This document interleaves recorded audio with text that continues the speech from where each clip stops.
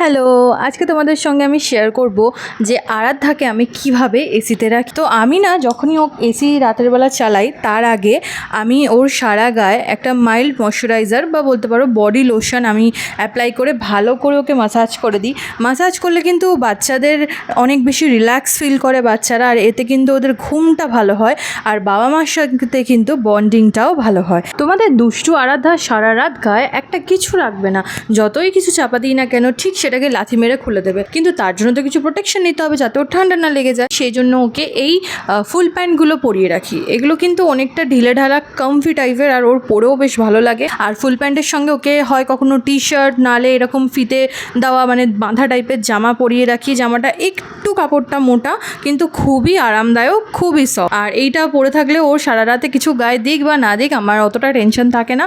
আর যেহেতু caesar baby, এমনি ডাক্তাররা বলে যে সিজার বেবিদের কিন্তু এসিতে রাখলে খুব একটা ইস্যু হয় না। আরাধ্যা কিন্তু প্রায় বলতে পারো 22 দিন বয়স থেকেও এসিতে আছে। আমি ওকে এভাবেই এসিতে রেখেছি।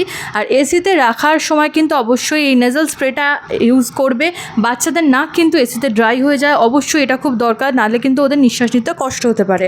আর আমার ঘরে এসি সর্বদা 27-এ চলে, 27-এর নিচে চালাই না। তার সাথে আমি একটা ফ্যান চালিয়ে রাখি যাতে এয়ার ফ্লোটা ভালো থাকে। আর ফ্যানটা কিন্তু অবশ্যই আমার 1 কিংবা 2-এ চলে।